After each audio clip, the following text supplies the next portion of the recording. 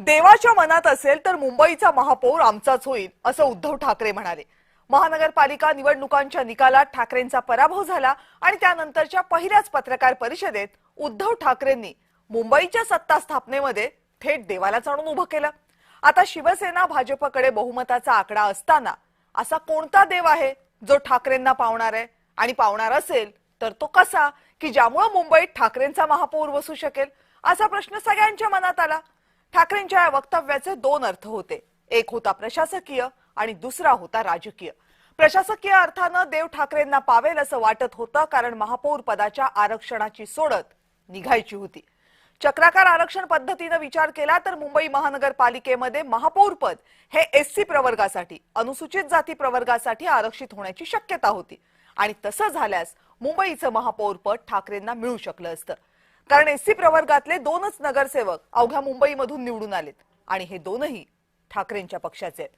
त्यामुळे देवाची कृपा झाली तर मुंबईत ठाकरेंचा महापौर बसेल अशी शक्यता होती, पण देव काही ठाकरे गटाला पावला नाही, कारण मुंबईचं महापौर पद हे आज सर्वसाधारण महिलेसाठी राखीव झालं।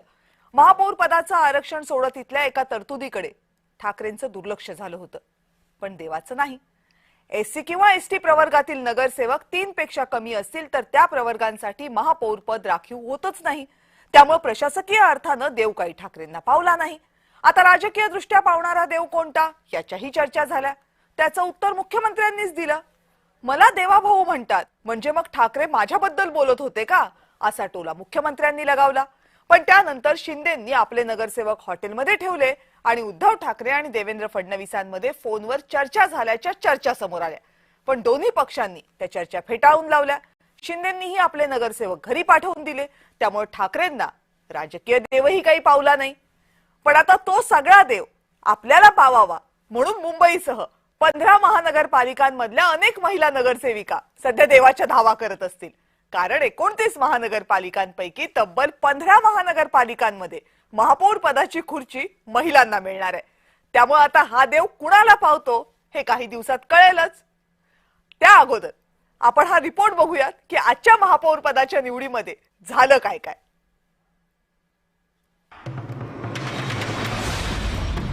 महानगरपालिका निवडणुकांचे निकाल गेल्या शुक्रवारी लागले, त्यानंतर सगळ्यांनाच उत्सुकता होती ती महापौर कोण होणार याची। पण महापौर निवडी अगोदर एक महत्त्वाची कायदेशीर प्रक्रिया प्रलंबित होती, ती होती महापौर सोडतीची। कोणत्या शहरामध्ये कोणत्या प्रवर्गातला महापौर असणार याची सोडत आज पार पडली। सगळ्यात आधी या सोडतीचे निकाल तपशिलात पाहूयात। सर्वसाधारण प्रवर्गातील महिलांसाठी महापौर पद राखीव असलेल्या महानगरपालिका मुंबई, नवी मुंबई, मीरा भाईंदर, पुणे, नागपूर, नाशिक, धुळे, नांदेड आणि मालेगाव। सर्वसाधारण प्रवर्गासाठी महापौर पद राखीव असलेल्या महानगरपालिका पिंपरी चिंचवड, भिवंडी, वसई विरार, परभणी, अमरावती, छत्रपती संभाजीनगर, सांगली, सोलापूर। ओबीसी प्रवर्गासाठी महापौर राखीव असलेल्या महानगरपालिका पनवेल, इचलकरंजी, चंद्रपूर, ओबीसी महिला, जळगाव, ओबीसी महिला, उल्हासनगर आणि अकोला, अहिल्यानगर, ओबीसी महिला, कोल्हापूर।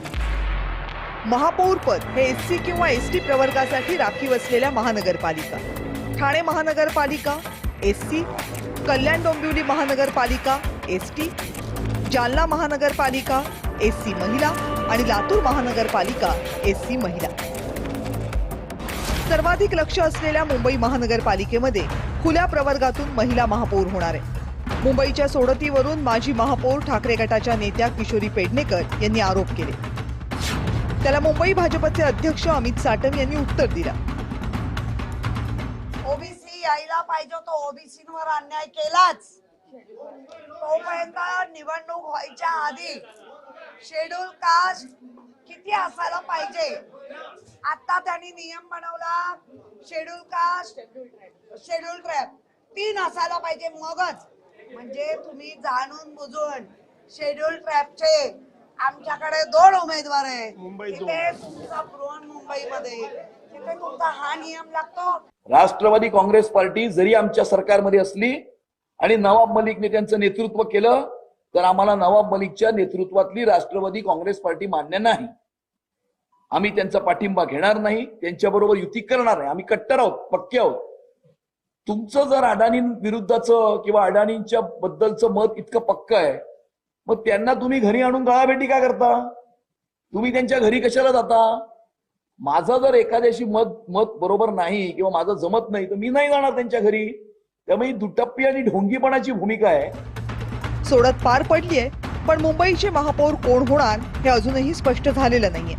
मुख्यमंत्री देवेंद्र फडणवीस दाओस दौऱ्यावरून परतल्यानंतर यावर निर्णय होईल अशी शक्यता आहे. ब्युरो रिपोर्ट, जय महाराष्ट्र.